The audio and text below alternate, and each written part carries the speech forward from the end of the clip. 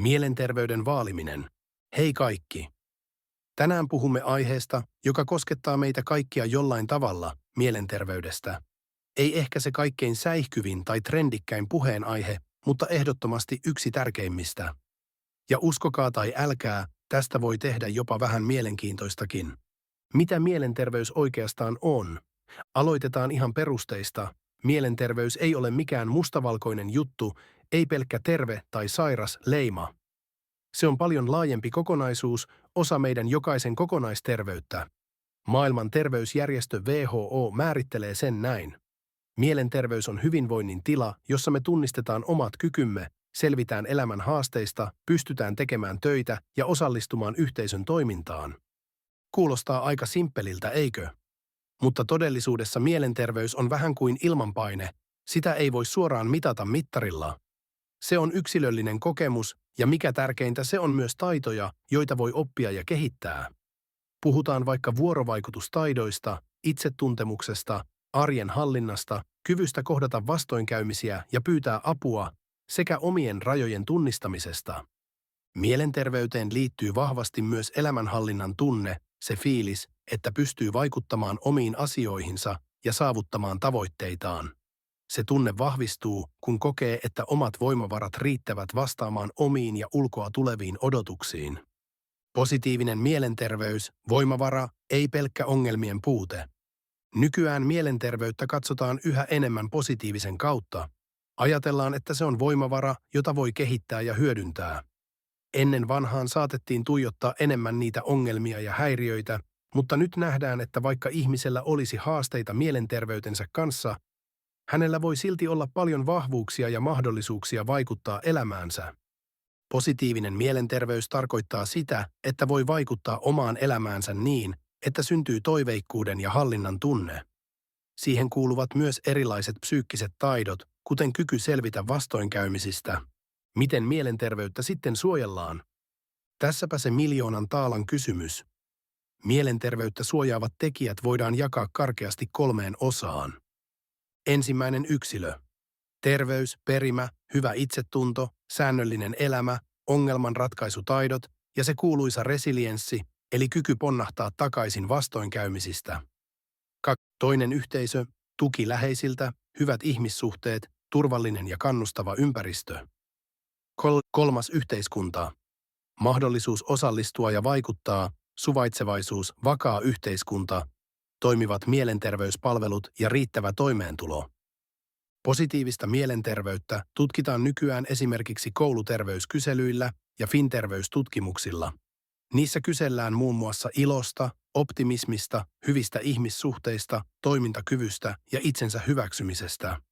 Elintavat mielenterveyden tukena. Uni, ravinto, liikunta. Vaikka mielenterveys tuntuisi henkiseltä jutulta, siihen vaikuttavat myös fyysiset tekijät ja elintavat. Uni, riittävä ja hyvä uni on aivoille kuin lataus kännykälle. Se auttaa käsittelemään tunteita, palautumaan ja tukee muistia.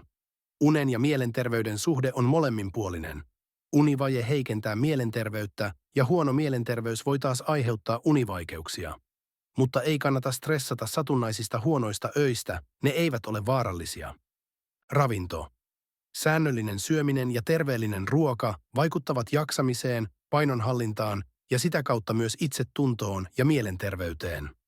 Syöminen yhdessä muiden kanssa on myös tärkeää sosiaalisen terveyden kannalta. Tietyt ruoka-aineet vaikuttavat suoraan aivojen kemiaan. Hitaat hiilihydraatit ja proteiinit lisäävät serotoniinin ja dopamiinin eritystä, jotka liittyvät mielihyvään. Sokeri voi hetkellisesti kohottaa mielialaa, mutta pitkällä tähtäimellä se ei ole paras ratkaisu. Omega-3-rasvahapot ovat tärkeitä aivojen toiminnalle ja mielialalle. Liikunta on todellinen mielialan kohottaja. Se rentouttaa, lisää mielihyvähormonien eritystä, auttaa stressin hallinnassa ja voi jopa vähentää masennus- ja ahdistusoireita. Liikunta parantaa myös unen laatua ja auttaa painon hallinnassa, jotka taas vaikuttavat positiivisesti mielenterveyteen. Aivojen välittäjäaineet ja hormonit, mielen kemiallinen cocktail. Puhutaanpa hetki aivojen kemiasta. Se voi kuulostaa monimutkaiselta, mutta tässä muutama tärkeä termi. Dopamiini. Mielihyvä hormoni, joka auttaa keskittymään. Hellyys, kehut ja seksi lisäävät dopamiinin tuotantoa. Serotoniini tasoittaa mielialoja ja vaikuttaa muun muassa masennukseen ja aggressiivisuuteen. Endorfiini lievittää kipua ja tuottaa hyvän olon tunnetta. Liikunta lisää endorfiinien eritystä. Oksitosiini, rakkaushormoni, joka liittyy mielihyvään ja nautintoon. Kosketus ja läheisyys lisäävät oksitosiinin eritystä. Adrenaliini kiihdyttää kehon toimintaa stressitilanteissa. Noradrenaliini vaikuttaa mielialaan, estää ja lieventää. Rentoutuminen, mielen lepohetki. Rentoutuminen on tärkeää sekä keholle että mielelle. Se rauhoittaa, tasapainottaa ja auttaa nauttimaan elämästä. Rentoutuneena on luovempi, oppii paremmin ja ajattelee selkeämmin. Harrastukset, luonto, musiikki, lukeminen, mikä tahansa, mikä tuottaa iloa ja elämyksiä, on hyväksi. Rentoutumista voi myös harjoitella erilaisten hengitysharjoitusten, mielikuvien ja tietoisuustaitojen avulla. Positiivinen asenne, mielen supervoima.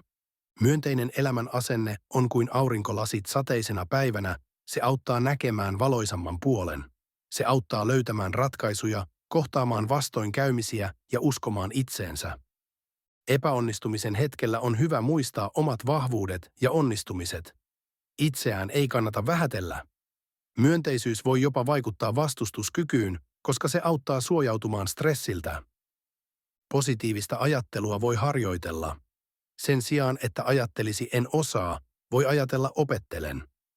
Kielteisiä ajatuksia ei tarvitse täysin torjua, mutta omia ajatusmalleja kannattaa välillä haastaa.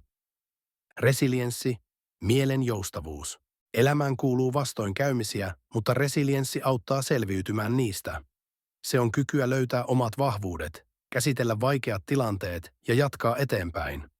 Resilientti ihminen on joustava, sopeutuu muutoksiin ja osaa tarvittaessa pyytää apua. Resilienssi kehittyy koko elämän ajan. Siihen vaikuttavat ihmissuhteet, perimä, persoonallisuus ja kokemukset. On tärkeää tuntea omat voimavarat, opetella sanomaan ei ja olla sopivasti itsekäs. Yhteisön tuki, yhdessä vahvempia. Se, miten meitä kohdellaan ja miten kohtelemme muita, vaikuttaa suuresti psyykkiseen hyvinvointiimme. Hyvä sosiaalinen verkosto on valtava voimavara, erityisesti vaikeina aikoina. Rakastavat, luotettavat ja erilaisuutta hyväksyvät ihmiset ovat paras tuki. Sosiaalinen tuki voi olla virallista, esimerkiksi neuvola, kouluterveydenhuolto, tai epävirallista, perhe, ystävät, harrastukset. Usein jo tieto siitä, että apua on saatavilla, auttaa. Yhteiskunnan rooli, mielenterveyden perusta. Yhteiskunnalliset päätökset vaikuttavat mielenterveyteen monin tavoin.